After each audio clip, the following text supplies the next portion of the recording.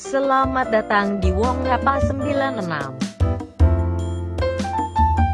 Like, share, subscribe.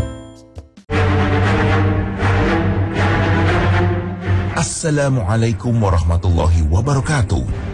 Pagi ini, Hasanah kembali menyajikan kepada Anda embun-embun ilmu yang terpendam dalam luasnya Hasanah Islam.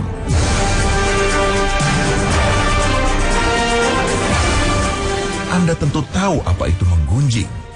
Setiap orang sudah mengenal kata ini karena sudah merata ke setiap kalangan dan jenis kelamin. Orang sadar atau tidak, sebagian besar kita pernah ikut terlibat dalam gunjing-menggunjing. Dengan cepat dan sigap, suara gunjingan menyebar kemana-mana dan bertambah-tambah. Itulah hebatnya gunjing, semua jadi kreatif olehnya. Bumbu-bumbu yang tadinya sedikit menjadi meluas untuk dimasak agar nikmat untuk dikonsumsi bersama-sama. Indah sekali terasa bagi yang memakannya, namun menyakitkan sekali bagi objeknya. Islam melarang keras tindakan ini, bahkan mengancam pelakunya dengan ancaman yang tidak sederhana. Inilah tindakan yang disebut dengan ghibah.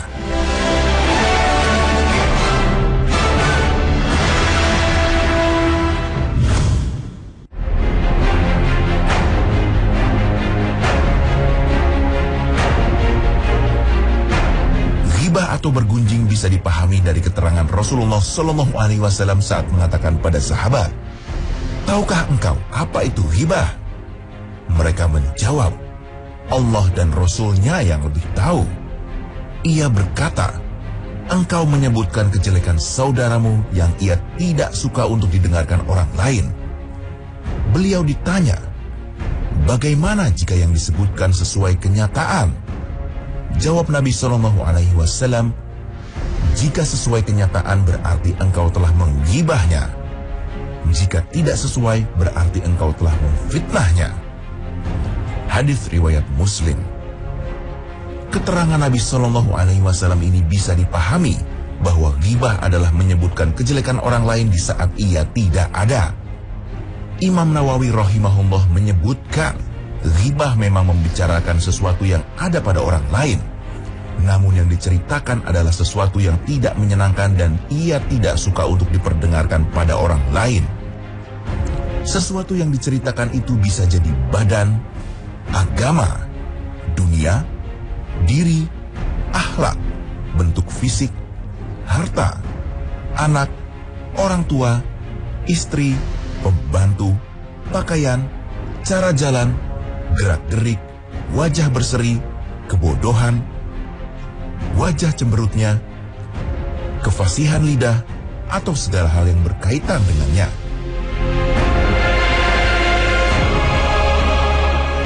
Ghibah atau bergunjing tak hanya dilakukan melalui lisan atau tulisan, bahkan hanya dengan gerakan melalui isyarat, misalnya isyarat dengan mata, tangan, kepala atau lainnya.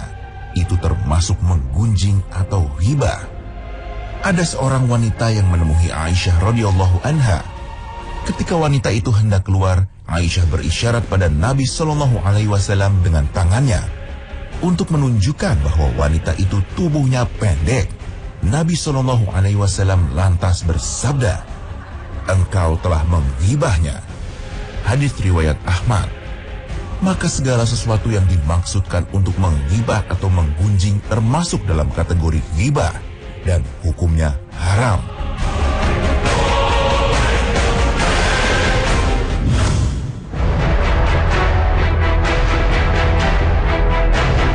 Allah Subhanahu wa Ta'ala berfirman, "Hai orang-orang yang beriman, jauhilah kebanyakan prasangka atau kecurigaan, karena sebagian dari prasangka itu dosa, dan janganlah mencari-cari keburukan orang, dan janganlah menggunjingkan satu sama lain. Adakah seorang di antara kamu yang suka memakan daging saudaranya yang sudah mati? Maka tentunya kamu merasa jijik kepadanya, dan bertakwalah kepada Allah. Sesungguhnya Allah Maha Penerima Taubat lagi Maha Penyayang." Quran Surat Al-Hujurat ayat 12. Ayat ini menegaskan Ghibah sebagai sebuah perbuatan yang merusak tata hidup kemasyarakatan sekaligus sebagai pengkhianatan terhadap sesama manusia. Sebuah perumpamaan yang sangat tegas dari Al-Quran tentang ghibah ini adalah dengan kalimat, "Sukakah engkau memakan daging saudaramu yang sudah mati?" Kata sukakah di sini banyak diartikan sebagai kecenderungan orang untuk suka berghibah. Namun kesukaan itu dicela agama. Kemudian kata memakan daging yang berarti menikmati suasana ghibah itu bagaikan seseorang yang memakan daging dengan nikmatnya. Sedangkan kata mati berarti bahwa orang yang dihibah itu dalam keadaan tidak berdaya, tidak mampu dan tidak sempat membuat pembelaan karena dia tidak hadir. Begitulah Allah mengibaratkan orang yang suka menghibah dengan perumpamaan yang sangat buruk untuk menjelaskan kepada manusia betapa buruknya tindakan ghibah.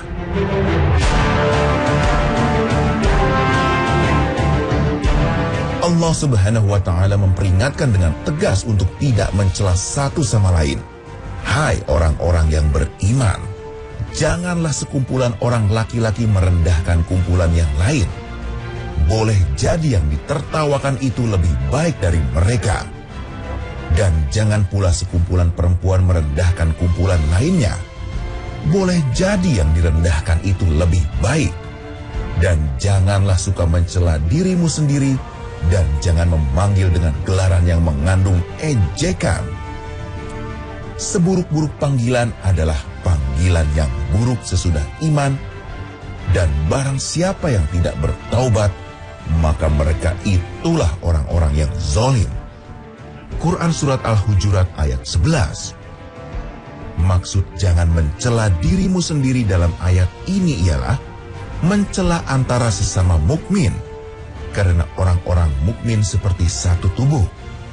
Panggilan yang buruk ialah gelar yang tidak disukai oleh orang yang digelari.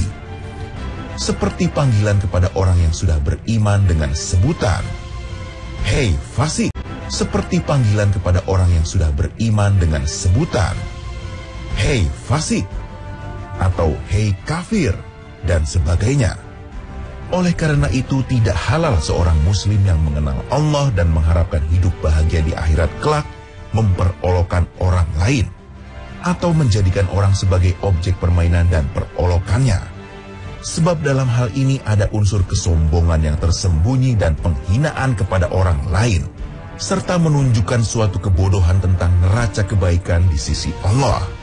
Rasulullah Shallallahu Alaihi Wasallam mengatakan, sesungguhnya Allah tidak melihat rupa kamu dan kekayaan kamu, tetapi Allah melihat hati kamu dan amal kamu. Hadis riwayat Muslim.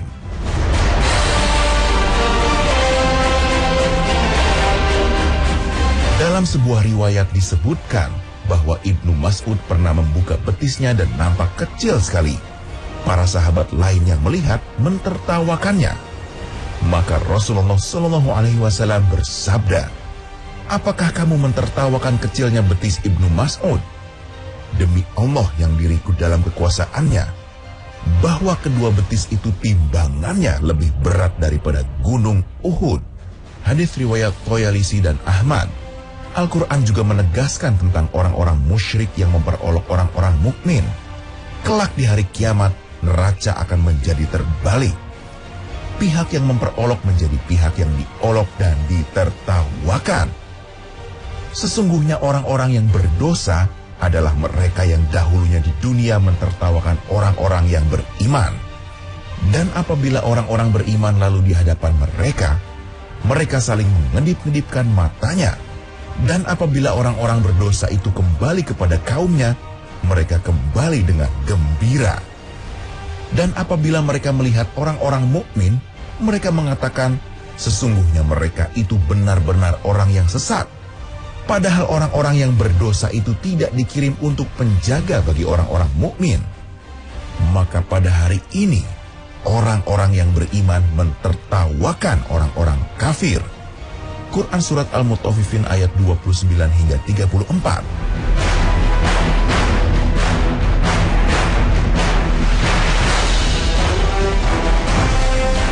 Dalam As-Silsilah As-Shahihah, Abu Ya'la menyebutkan bahwa Rasulullah menyebutkan dosa gibah sama, bahkan lebih berat dari dosa riba. Rasulullah SAW bersabda, "Tahukah kamu seberat-berat riba di sisi Allah?" Para sahabat menjawab, "Allah dan Rasulnya yang lebih mengetahui." Nabi SAW bersabda, "Seberat-berat riba di sisi Allah ialah menganggap halal mengumpat kehormatan seorang muslim." Kemudian Nabi SAW membaca surat Al-Ahzab ayat 57 dan 58. Dan orang-orang yang menyakiti orang-orang yang mukmin dan mukminat tanpa kesalahan yang mereka perbuat, maka sesungguhnya mereka telah memikul kebohongan dan dosa yang nyata. Betapa keras larangan dari berghibah ini. Rasulullah bahkan menyebutkan bahwa dosanya lebih besar daripada zina. Hati-hatilah kamu dari ghibah, karena sesungguhnya ghibah itu lebih berat daripada berzina. Ditanya, bagaimanakah? Jawabnya, sesungguhnya orang yang berzina bila bertaubat maka Allah akan mengampuninya.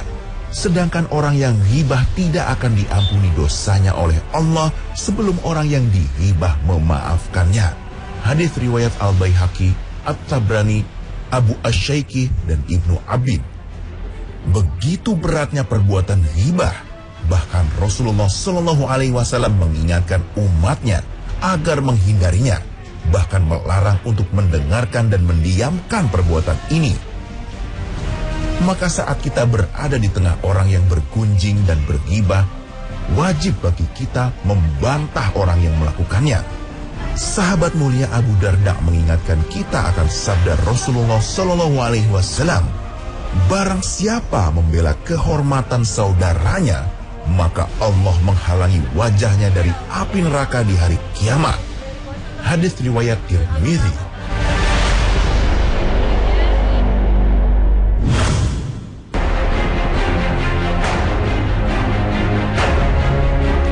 Meski demikian, ghibah bisa saja dibolehkan dengan maksud untuk mencapai tujuan yang benar. Setidaknya ada 6 keadaan yang memperbolehkan umat Islam untuk melakukan ghibah. Pertama, orang yang teraniaya boleh menceritakan dan mengadukan kezoliman orang yang menzoliminya kepada seorang penguasa, hakim, atau kepada orang yang berhak memutuskan suatu perkara dalam usaha menuntut haknya. Allah Subhanahu wa Ta'ala berfirman, Allah tidak menyukai ucapan buruk yang diucapkan dengan terus terang kecuali oleh orang yang dianiaya. Allah adalah Maha mendengar lagi Maha mengetahui. Quran Surat An-Nisa ayat 148. Kedua, jika ada orang yang bertujuan meminta bantuan untuk menyingkirkan kemungkaran agar orang yang berbuat maksiat kembali ke jalan yang benar, dalam kondisi ini ghibah diperbolehkan. Karena bagaimanapun hal ini merupakan kewajiban manusia untuk menyeru kebaikan dan melarang kemungkaran. Setiap muslim hendaklah saling bahu-membahu menegakkan kebenaran dan meluruskan jalan orang-orang yang menyimpang dari hukum-hukum Allah. Lalu orang yang meminta fatwa berkaitan suatu masalah boleh menceritakan keburukan orang lain. Meski begitu, kita hanya menyebutkan keburukan orang lain sesuai dengan yang ingin kita adukan. Tidak lebih dari itu. Meski begitu, kita hanya menyebutkan keburukan orang lain sesuai yang ingin kita adukan. Tidak lebih dari itu.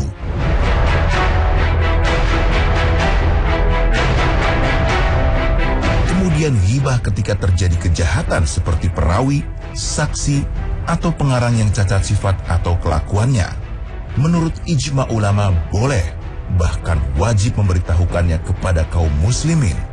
Hal ini semata-mata dilakukan untuk memelihara syariat. Dikisahkan muslimin. Hal ini semata-mata dilakukan untuk memelihara syariat. Dikisahkan oleh Abu Turab An-Nakashabi bahwa suatu saat dia mendengar Imam Ahmad bin Hambal sedang membicarakan kritikan atas sebagian periwayat hadis. Maka dia berkata kepadanya, "Apakah Anda hendak menggunjing para ulama?" Maka Imam Ahmad menjawab, "Celaka kamu, ini adalah nasihat, bukan menggunjing." Sikap Imam Hambal ini dibenarkan oleh Imam Ibnu Katsir. Berbicara tentang celah orang-orang semacam para periwayat hadis dalam rangka nasihat untuk membela agama Allah, Rasul dan kitabnya, serta untuk menasehati kaum mukminin bukanlah termasuk ghibah. Bahkan pelakunya akan mendapat pahala apabila dia memiliki maksud yang tulus seperti itu. Pada suatu kesempatan ditanyakan kepada Yahya bin Sa'id Al-Qattan, apakah engkau tidak merasa khawatir kalau orang yang engkau tinggalkan hadisnya menjadi musuhmu pada hari kiamat kelak? Maka beliau menjawab, lebih baik bagiku orang-orang itu menjadi musuhku daripada aku harus bermusuhan dengan Rasulullah SAW pada saat itu. Sehingga beliau akan berkata kepadaku, mengapa kamu tidak melawan orang-orang yang berdusta atas namaku? Kemudian yang kelima, menceritakan kepada khalayak tentang seseorang yang berbuat fasik, minum minuman keras, atau merampas harta orang secara paksa. Hal ini tidak mengapa, tetapi ketika menceritakan keburukan itu, kita tidak boleh menambah-nambah. Dan sepanjang niat melakukan hal itu hanya untuk kebaikan, agar menghindari pergaulan dengan orang tersebut. Lalu yang terakhir adalah ghibah untuk memperkenalkan jati diri orang. Mengutip dari Imam Nawawi, bila seseorang telah dikenal dengan julukan si pincang, si pendek, si bisu, si buta, atau lainnya, maka kita boleh menyebutnya dengan maksud orang lain paham. Akan tetapi jika diucapkan dengan maksud menghina atau melecehkan, maka haram hukumnya. Seandainya ada ungkapan lain yang bisa dipakai untuk memperkenalkannya, maka itulah yang lebih utama.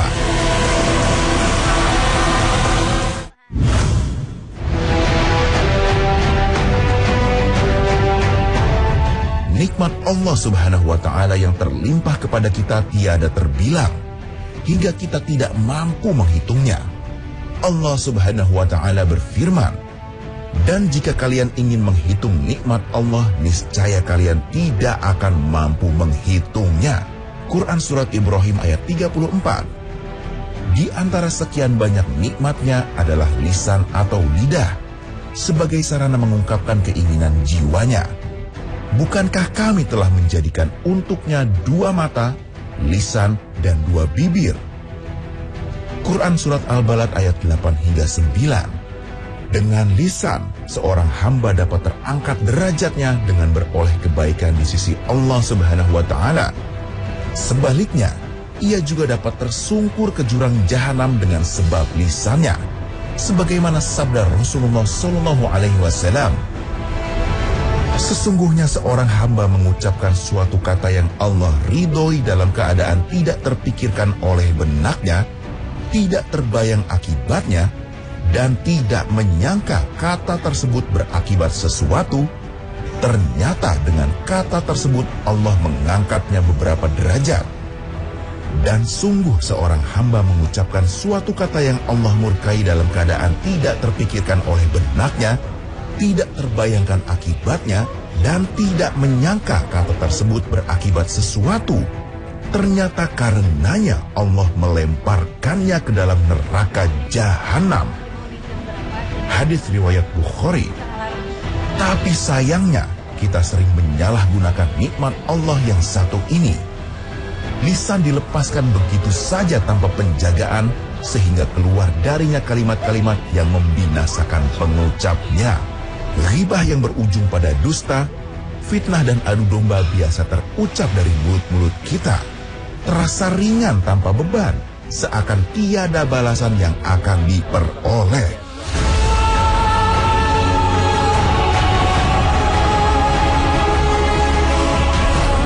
Membicarakan cacat dan celah seseorang, menjatuhkan kehormatan seorang muslim, seakan jadi santapan lezat bagi yang namanya lisan. Padahal Rasulullah SAW telah mengingatkan dalam sabdanya, seorang muslim yang baik adalah yang membuat kaum muslimin yang lain selamat dari gangguan lisan dan tangannya. Dan seorang yang benar-benar berhijrah adalah yang meninggalkan segala perkara yang dilarang Allah. Hadis riwayat Bukhari. Menahan lisan ini termasuk perkara yang paling berat dan paling sulit bagi seseorang. Rasulullah SAW bahkan menyebutkan lisan sebagai salah satu dari dua penyebab utama manusia terjerumus ke neraka. Yang paling banyak memasukkan manusia ke dalam neraka adalah dua lubang, mulut dan kemaluan. Hadis riwayat Tirmidzi.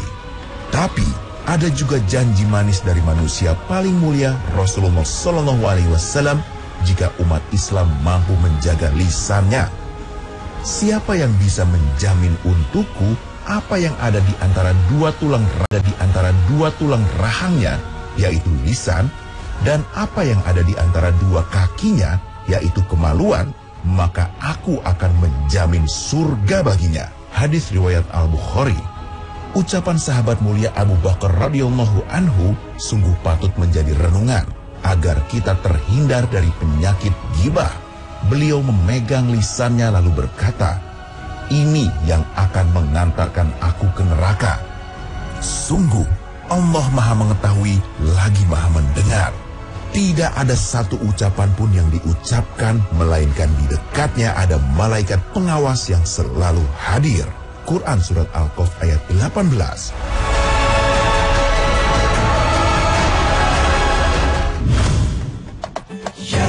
Pemirsa Hasanah, semoga Anda mendapatkan pengetahuan baru dan selalu mendapatkan pencerahan agama untuk menjalani hidup dan bekal di akhirat kelak. Akhir kata, wassalamualaikum warahmatullahi wabarakatuh. Terima kasih telah menonton. Like, share, subscribe.